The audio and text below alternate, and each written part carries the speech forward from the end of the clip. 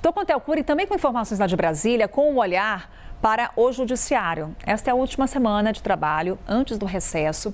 E no Supremo Tribunal Federal, o ambiente para esse recesso, ele vem de uma forma diferente, né? Ele passa ali por algumas modificações feitas pelo ministro Edson Fachin. A gente pode até falar aí de uma mudança de rota do presidente da Suprema Corte. Podemos esperar um segundo semestre diferente, Theo Cury, tendo em vista essas sinalizações feitas pelo ministro?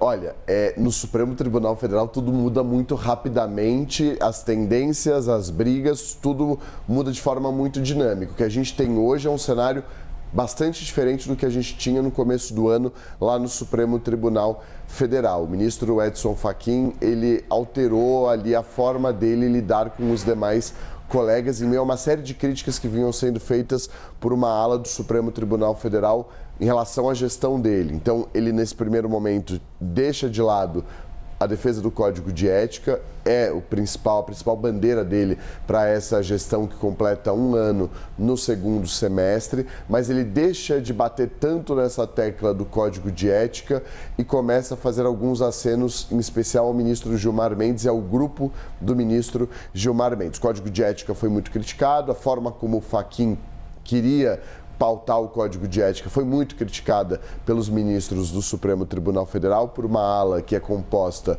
por Gilmar Mendes, Alexandre de Moraes, Flávio Dino e Cristiano Zanin. Eles criticam a forma como o Fachin tenta emplacar esse Código de Ética em detrimento dos colegas, em detrimento de uma defesa mais enfática dos colegas que foram mencionados, por exemplo, como suspeitos de participação de alguma forma no caso Mastra, que respingou nesses colegas lá no Supremo Tribunal Federal, e ele passou a fazer um outro aceno.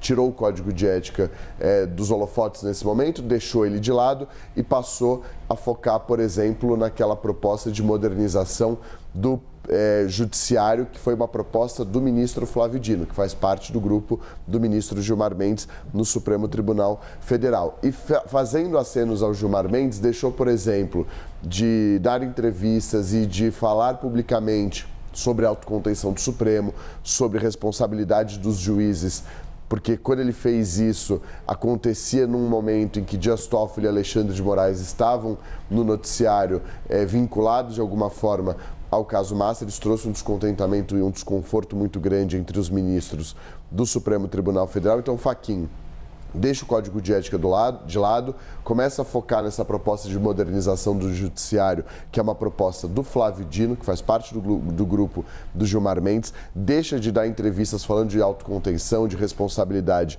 dos ministros, e passa também a fazer alguns acenos ao Gilmar Mendes no que diz respeito à pauta de julgamentos. Então, por exemplo, colocou para tramitar aquela súmula que diz respeito às pautas bomba do Congresso Nacional, que é uma proposta do ministro decano do STF, depois de uma cobrança do Gilmar Mendes por WhatsApp, aquela discussão que eles tiveram, que a gente trouxe aqui, uma cobrança do Gilmar Mendes sobre a forma do Edson Fachin de conduzir o Supremo, o ministro liberou 2 casos para julgamento que eram de interesse do ministro Gilmar Mendes. São umas formas, alguns acenos que ele tem dado ao colega, que deixou também de focar no Fachin e agora está focando no André Mendonça. E muito por conta do caso Mastra. E você destaca um ponto, né, Theo?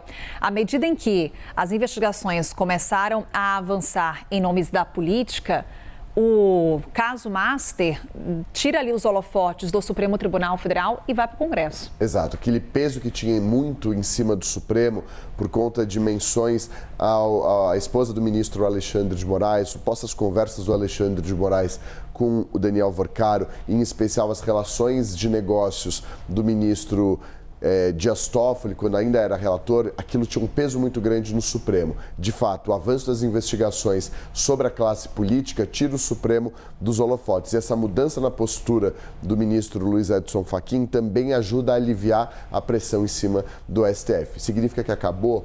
Não, mas pelo menos nesse momento traz um alívio para a Corte. É Theo Cury falando conosco sobre Judiciário. Daqui a pouquinho o Theo volta. Até já, Theo. Até.